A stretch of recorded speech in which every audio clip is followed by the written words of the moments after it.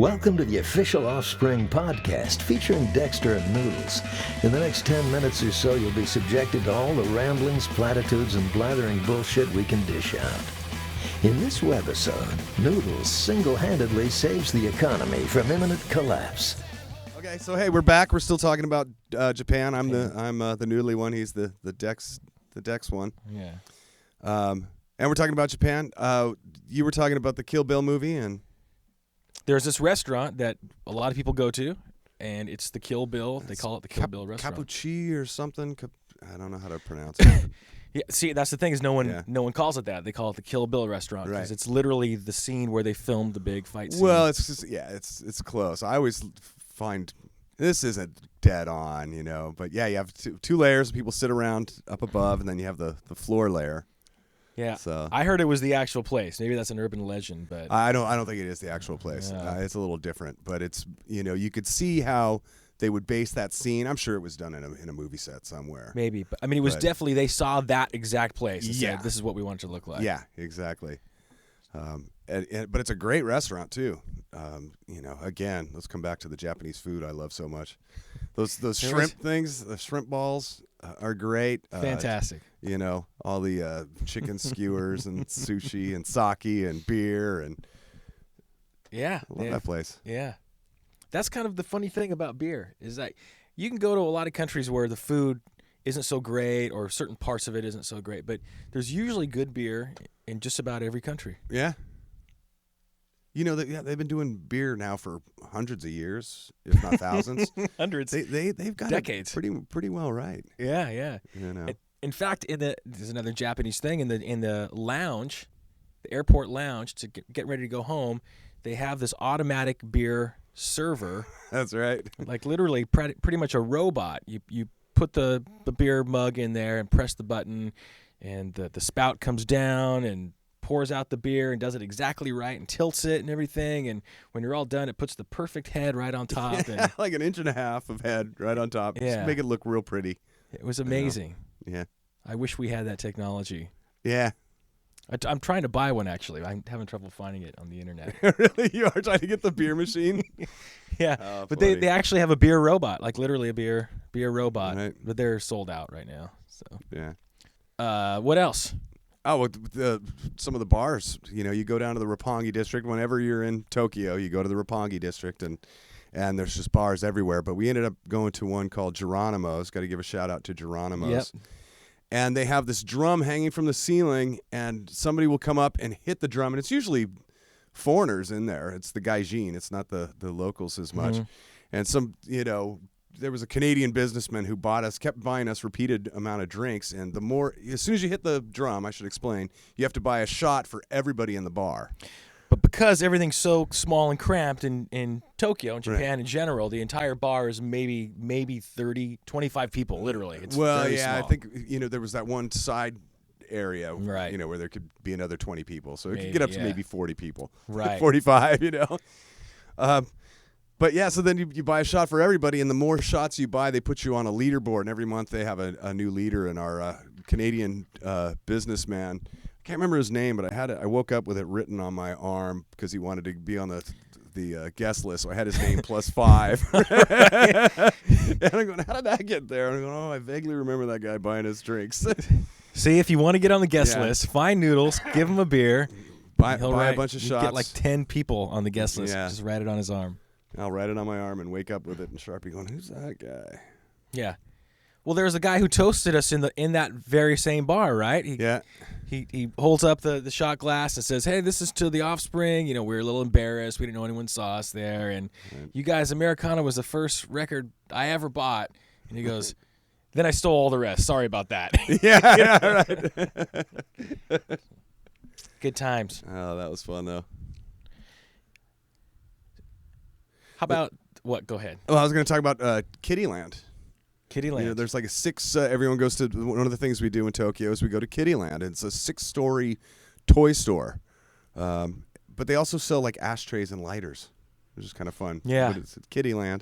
Yeah, and, it's literally 6 stories. Yeah, and like one story is completely like Snoopy. Yeah.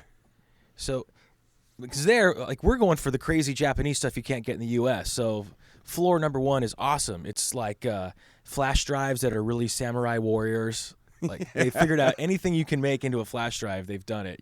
Stuff that we've never even thought the way of. they decorate their phones too, all the different accessories for phones over there is nuts. Yeah. And so that'll be really cool. And then the second floor will be like Disney, and then you're like, oh well, fuck, this sucks. So you go to the third floor. They love Disney. That's great. There's the Hello Kitty floor. Hello Kitty, which is good. Which is good. In fact, they have a little Hello Kitty ice cream stand outside. It's hilarious. They had a guy dressed up like Hello Kitty, a giant. I Hello didn't Kitty. make it on this last trip. Oh, yeah, we were there for a short time. And there was a small line of people that were going to take pictures, and the line was being refereed by a guy, a very well behaved guy and stuff. And so I got in the back of the line, and he kind of tried to shoo me off, and I thought that he thought I was being sarcastic or American or whatever. And they just said that actually, you have to wait for the next photograph session. This is really? the back This of is the the line. end of the line is line. closed after this. Oh, so denied. I know. That sucks. I know. And you can't. How do you say, "Don't you know who I am" in Japanese? I don't know how to say that. You'll never work in this town again, buddy. Yeah. Well, we should probably talk about some of the music stuff in Japan, because like our shows are really, they're different over there. Less and less different. Have you noticed that compared to when we first went over there 15 years ago? I remember playing, and we'd finish a song, and there'd be really loud applause, and then for like 2 seconds, really loud applause, and then dead silence. Oh, yeah. And it'd just be so quiet. You could hear a pin drop. You could talk to the audience without the PA, without a microphone. Literally silence. Yeah, they didn't have the whole crowd surfing thing yet, or the stage diving. I remember you doing a stage dive, and they didn't know what to do with you. Like they all just kind of fell underneath you, and didn't know how to take that. But now it's come a long way, and the kids know all about it. I think the internet has made the world such a smaller place, and people see how this goes on all around the world. But so now they're very orderly. They come over the barricade and work their way around. You'll see the same, few kids coming over and working their way back around into the audience, come back on. Still orderly and well behaved, though, right? Very much, yeah. But you were talking about how they would clap for like 5 seconds and then complete silence. Complete silence, yeah. And so just to amuse ourselves, we actually recorded crickets, and we would play the cricket sound through the PA in between songs. Yeah, totally.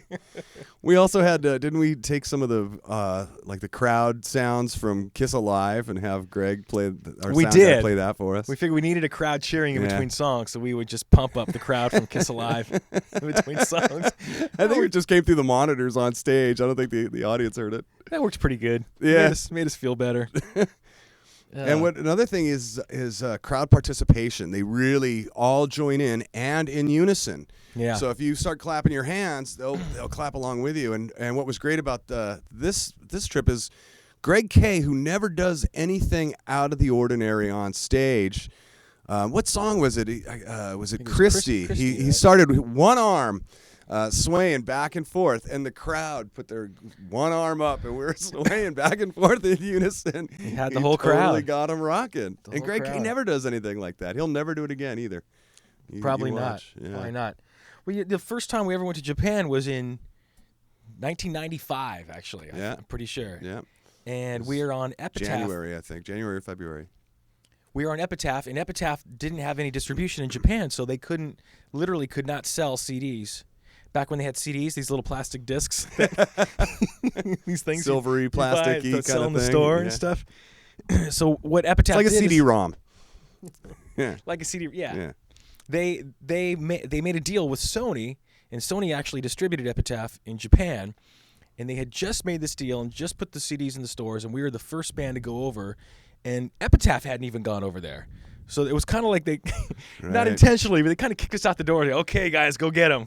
Right, yeah. So I felt like we were the ambassadors, the Epitaph ambassadors to Japan. And, the president of Sony comes out, and they're all like, they say, it's very formal. We're so happy to meet you. And they bow, and so we bow back, and they say something else. And there's an interpreter there who's interpreting for us. And then we kind of look at him, stop, and the interpreter, it's like a 5-second really awkward silence, and the interpreter says, they want you to say something.